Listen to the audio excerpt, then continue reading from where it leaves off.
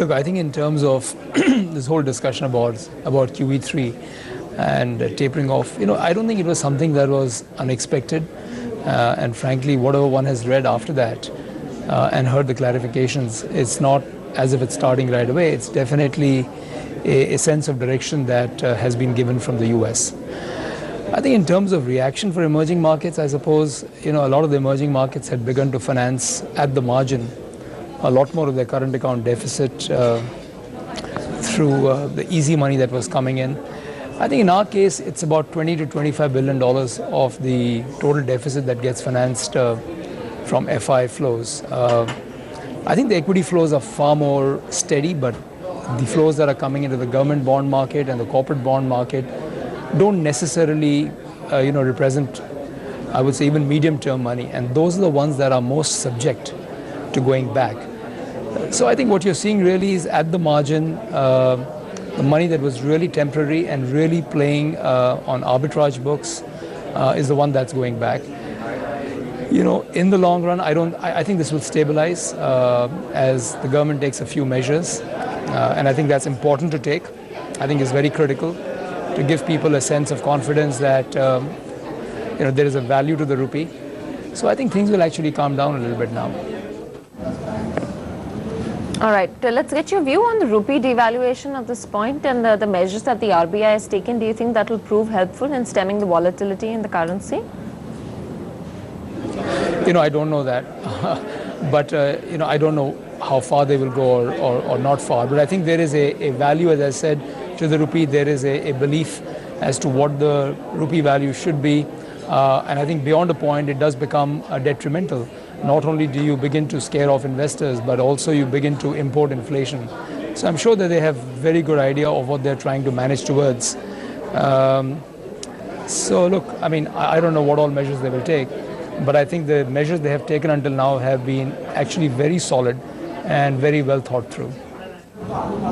The GDP growth estimates right now, Sanjay, are being revised lower. Obviously, you've got the IMF cutting down growth, but they've been just aligning themselves. They're a little behind with regards to that. So they're aligning themselves, putting in a 5.8% growth rate for India. But how real do you think this threat is? And do you see a sovereign downgrade anytime soon?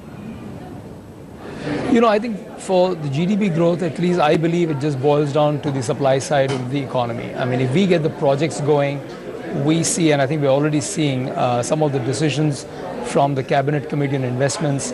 As those decisions translate into real projects, I think you're going to see a virtuous cycle start. So again, I'm not going to take a guess whether 4.8 is the right number or 5 plus, but I would say the real thing to look out for is creation of real projects and real assets. I think that will reinvigorate and create a virtuous cycle. And I think that's what one has to look out for rather than just the number. Right. Let's talk about investing in India versus other emerging markets or developed markets, and what would the preference be towards? Look, out here we represent private equity and venture capital. So I don't think I have a clear relative value comment for you, because long-term money that comes into private equity and venture capital really is for the long term. It's very high quality, very long duration money, and I don't think they're comparing on a daily basis between markets. What they're looking for are growth opportunities, terrific entrepreneurs, great businesses, and I think in India we have all those opportunities. So I think we're at a kind of a low point, and I think a lot of our investors think this is a terrific time to invest. The way the exchange rate is, the way the opportunities are going to be in the future. Every industry out there has quite a way to go in terms of building out.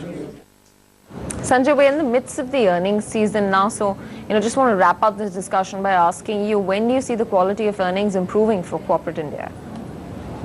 A lot depends upon the top line growth. I think Indian companies have done a terrific job in terms of managing the cost, managing efficiency, managing productivity.